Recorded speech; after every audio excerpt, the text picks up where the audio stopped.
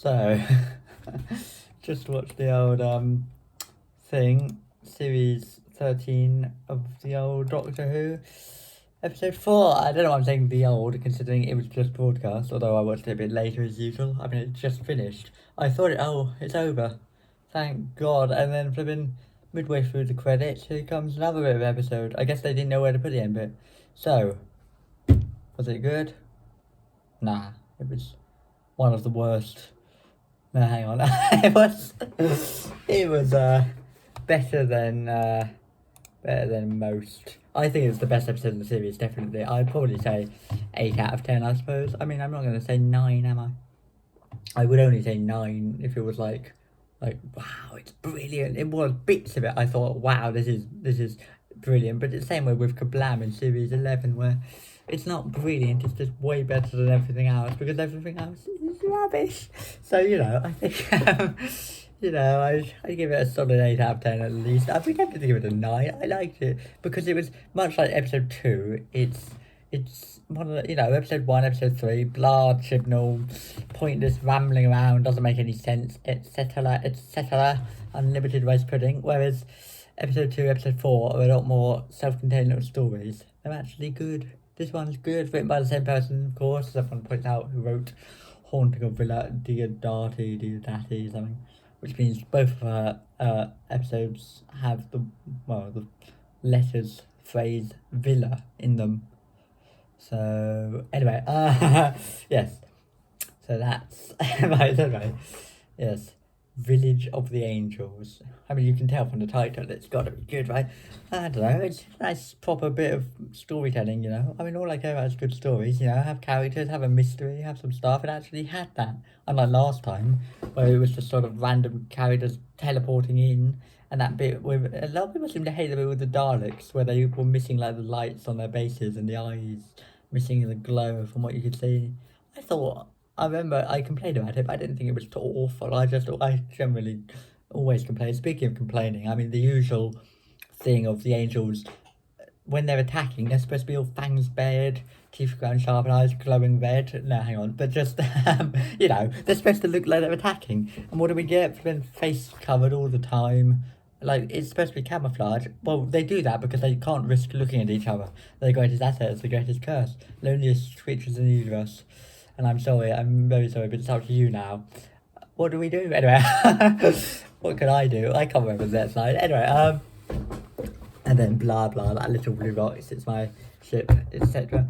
Something, they have enough power to switch off the sun. I love that. And then it leads nicely into the old bit with the light bulb. Speaking of which, nice bit with the torch. There was a bit of an odd thing in the story where there was like a character he was like holding something, and then he got by an angel, and you get the shot of the thing dropping to the floor. But then there were other bits where someone was holding like a torch, and then they get sent back in time, and they keep the torch, and it's like, do they drop it or not? It doesn't make sense. It doesn't make sense. Doesn't make sense. It really doesn't, because it's like, how do you decide what they keep? They keep their clothes. Imagine if they went back in time naked. No, they keep the clothes because they're like wearing them.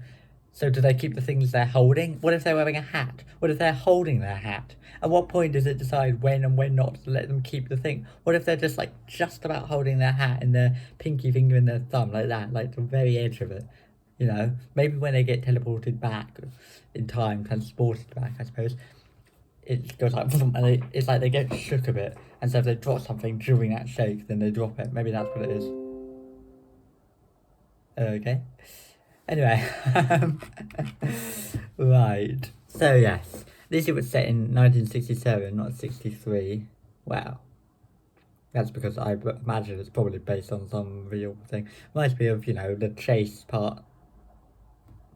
Well, the one with the Mary Celeste, Can't remember, I don't know what part that was. 2, I think, actually, maybe. Or 3. I think it was in the first half.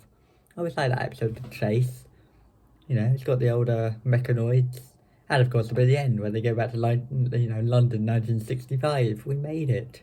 And then the little photo montage of Ian and Barbara. I love that bit. That's a great story in many ways. I'm sure it was and it's got that flipping The Death of Doctor Who, part 5, right? where it's got someone else like with Hartnell, and you think, Jesus, they could have just used him in the Five Doctors. And there's that bit where they flipping their companions, I think possibly someone's walking with him, and it's the wrong one. I remember I was watching it last years ago, and it's like, oh my god, they picked the wrong one. And you think, well, maybe they just didn't notice. Maybe they thought we wouldn't notice. Like, Hartnell wasn't available, they had to go with him for a while. Anyway, so yes, in conclusion, the chase is really good story. It's typical Termination because Daleks and because it's every part is in a new place. You know, like Keys of Mariners and all that. Yes. I mean, you know, what do you expect from Termination? The classics, you know, you've got to have like a monster something, a cave thing, you know, giant monster in like a lake or the caves. A bit where they're overlooking a city, you know, some sort of mine thing. Daleks, obviously. You know, it always does the same story over and over again.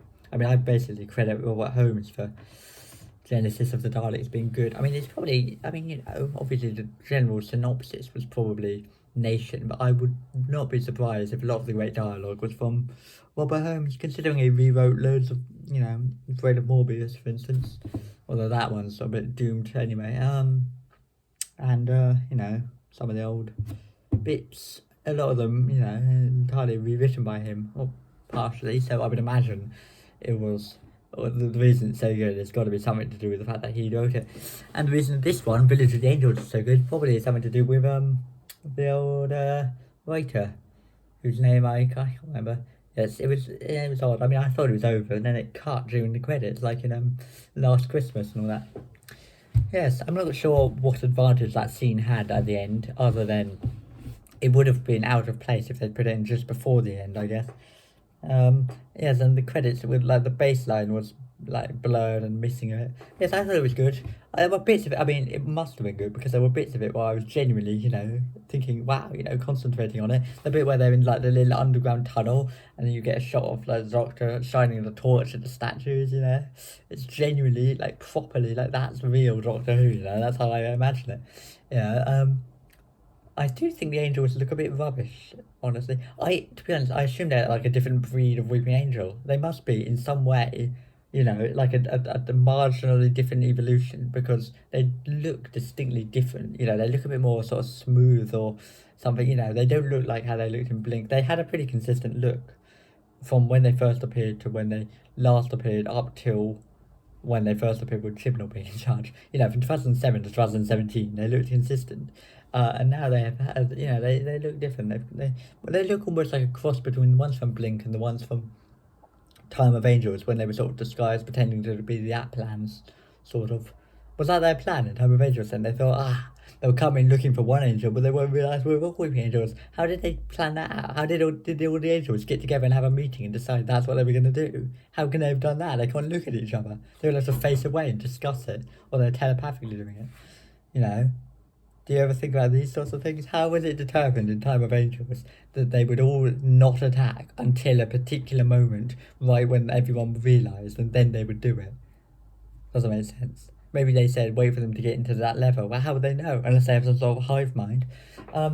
Yes. I like the bit where there was a little 4x3 television and you could see the angels appearing on it. It was a bit too fast. That's one of my main criticisms, really, is there's some nice bits, but it goes too quickly. I like to linger on the horror. And so the bit where they were appearing, it was a bit fast. And then, you know, the part where there were these two people walking along and there's a weeping angel and, you know, the usual. And of course they don't realise it's dangerous and the other people are telling them to stay away. Another 20 seconds of building up tension would have been great, you know. That's a flipping handheld shots. Clearly the flipping director loves that, just constant handheld shots. It's just all the time. But yes, I mean, it's a good story. Nice moments. The amount of times they flipping say the word quantum though, like that's their explanation of everything. I have to say, I mean, I don't know. I don't think it's completely fitting, but I get the feeling. What's his name? Flipping Griffiths or flipping Schroeder. I like this guy, Darrell F. Schroeder. You know, it's like Schrodinger because it's got the SCHROE and T, Schrodinger. You know, I get the feeling the people who wrote this book probably would disagree. Well, they're just saying the word quantum because it's just like alien or, you know, magic, basically. There's no explanation, is there? it's just a bit stupid and I keep saying it. It's because in Blink they said quantum locked, but that was more significant because it's based on observation. It's a reference to like the old Young's experiment, with the dual slit and the particles going through, and they form lines and stuff. That's an excellent experiment. If you want a single experiment to make it, think about how classical physics is incomplete by itself. There you go. Anyway, yes, quantum mechanics is pretty interesting. I have to say, it's pretty difficult though. I say difficult. I mean, supposedly, it's impossible to imagine. But I mean, what I've thought before though is it's like people say, well, we obviously don't understand all there is to know about dark matter and all that. But if somebody said that we did, if someone was born and everyone said to them, oh, we understand all this, it's this thing called dark matter and it's got these equations, and made them up and made them believe at a young enough age that it was all understood and it all worked, and especially if they didn't go on to study it in particular depth, then they would assume maybe it is all understood. You could probably convince someone that was the case. I'm just saying it's effectively the same as bringing someone up to believe in a god or something. Probably some analogy you could make. Anyway, so where was I? I'm just saying. Anyway, it was a good story.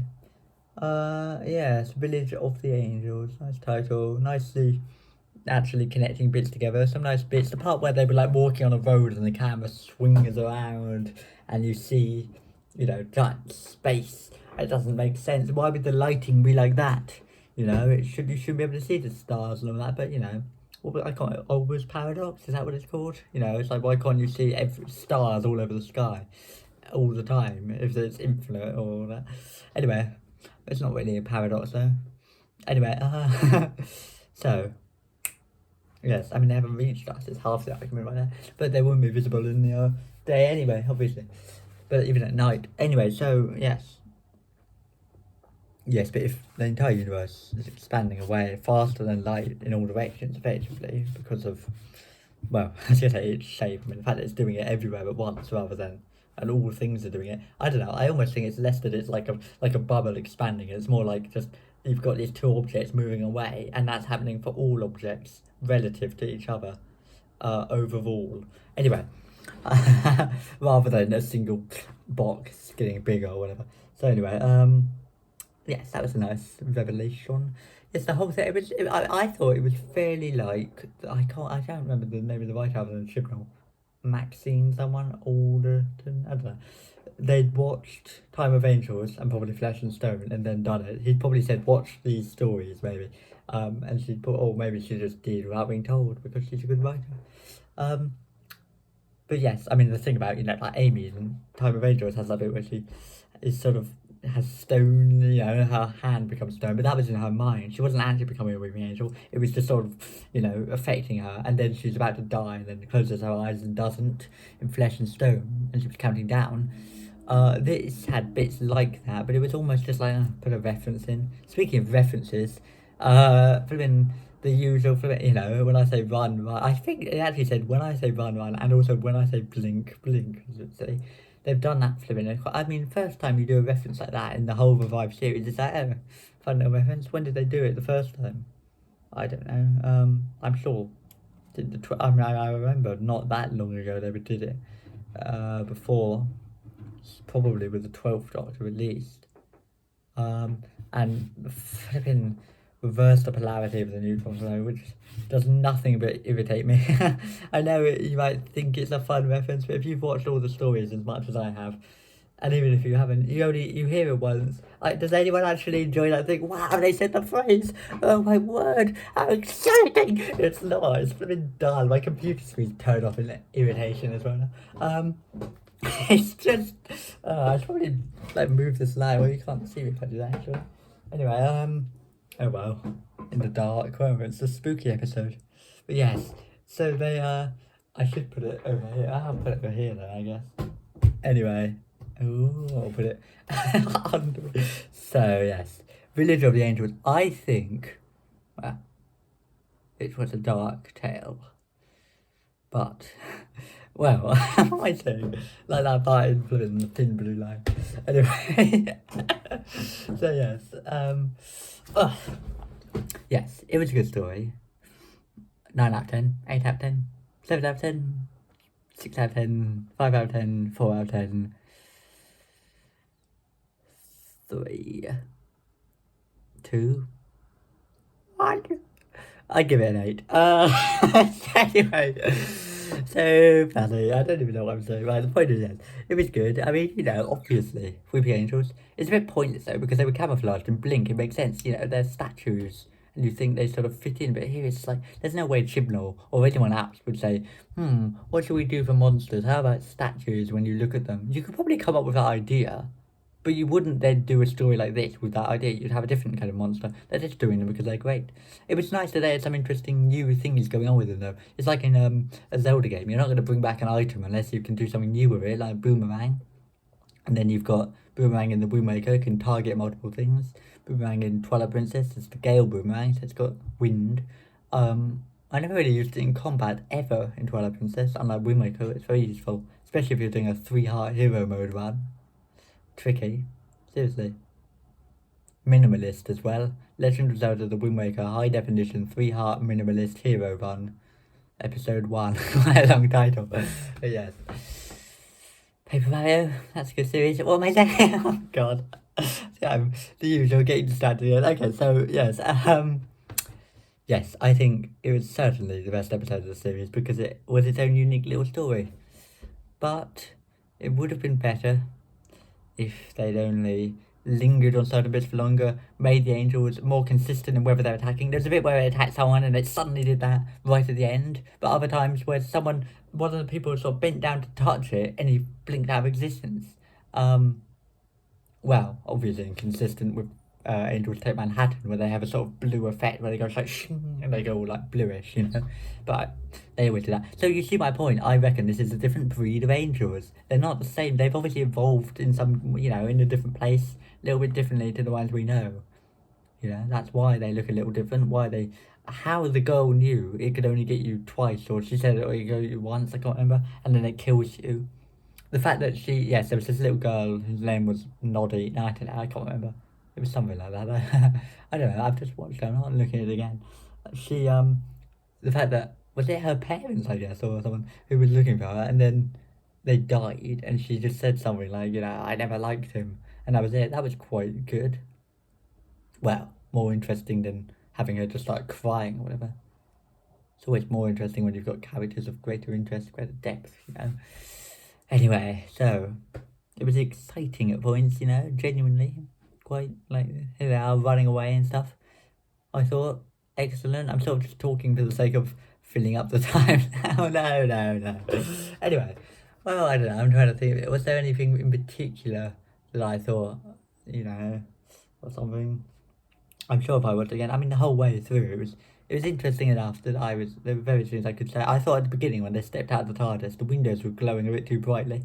I thought, if I go through it in my mind, the cliffhanger is quite nice to have a good cliffhanger. Once again, it just proves if you really want a continuous story, all you need to do is, much like the first Doctor, just have a cliffhanger at the end of every story or every part, and it will seem like one ongoing story.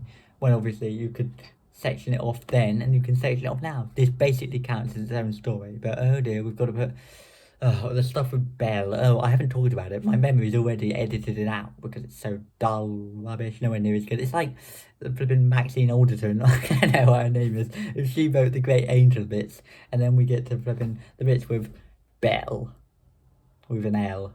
Well, obviously an L, but just one L, singular, not plural. Her and some other man, and some other fella. And yes, rubbish. I don't like Belle at all, frankly. If she died, if she copped it. I thought at the end maybe she's dead, and then there was a hologram. And then there was this bit where she's about to say, oh, my coordinates are... And then she, the hologram flickers off or something of it, That was nice. Well, I thought that was a nice little bit.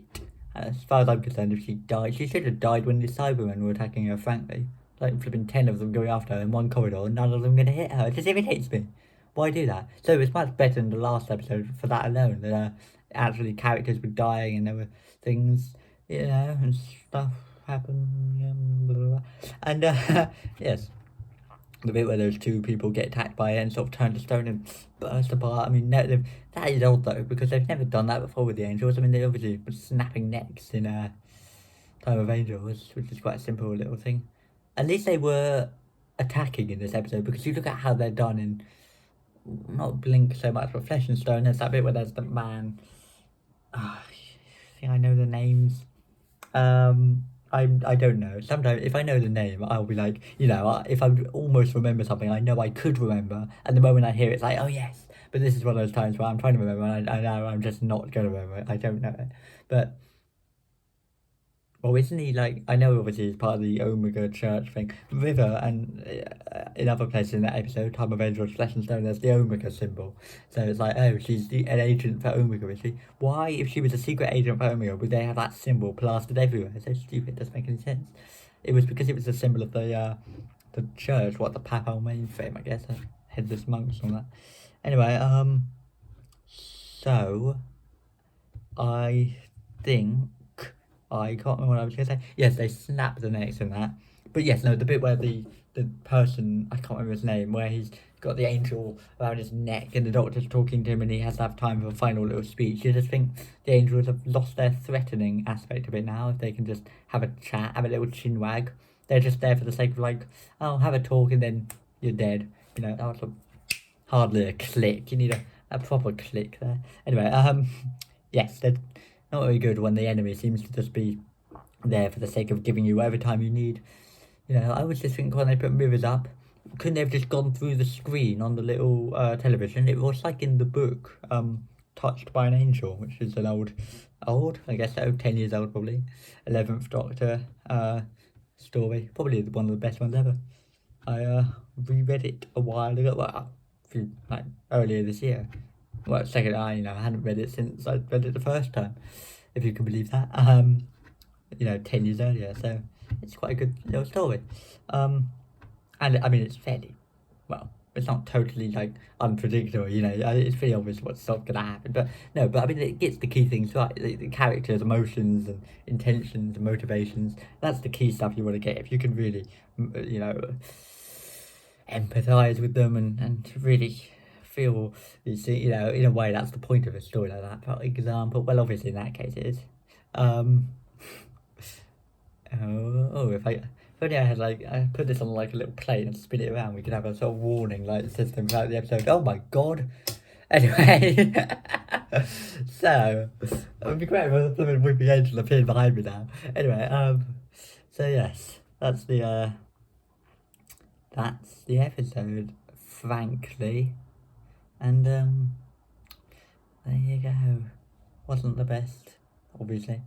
Wasn't the worst. The thing is, even if it was really good, the older episodes have the advantage of me knowing a lot more about them and being nostalgic and all that, whereas these ones have to try and impress me immensely the first time. So, I definitely think it was good. I wouldn't give it a 9, I don't think. I'd give it an 8. But I'd give it an 8, but then I'd have to go and give Sontarmany Blah, War of the Sontarans a 7, because it certainly wasn't as good as this.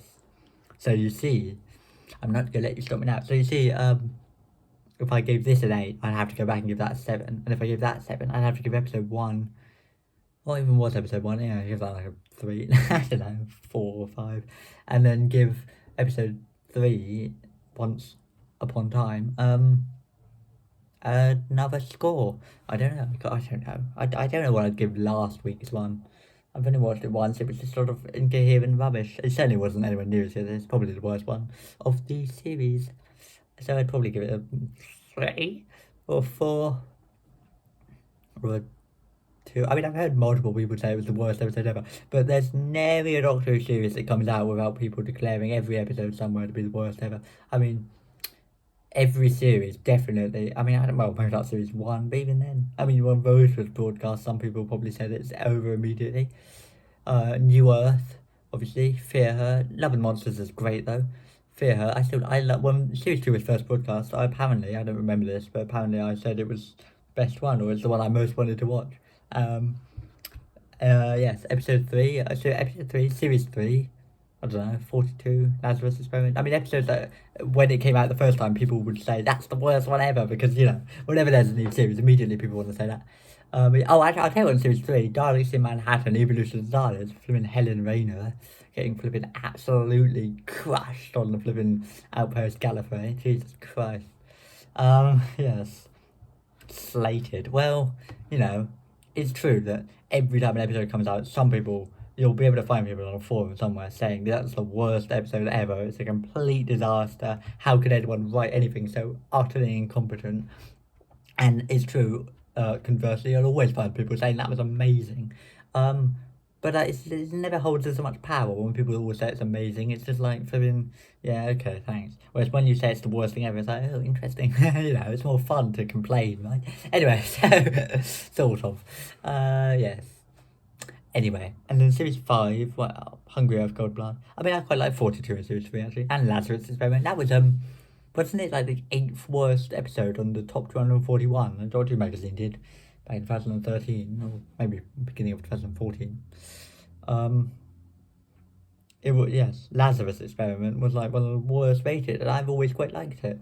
I like the bit, yeah, I like a lot of it. The bits in the flipping, well, I was gonna say church, but isn't it a chapel? Don't they say, or cathedral? They specifically say what it is. That, you know, it's set in that place at the end. Nice dialogue. Like the bit where he uses the organ to make the flipping creature fall out. You know, watched it flipping 8 times. Anyway, yeah, it's great. I like the bit where there's the shot where you just see the sort of legs, the feet sort of dried up after the creature has sucked the life out of that woman.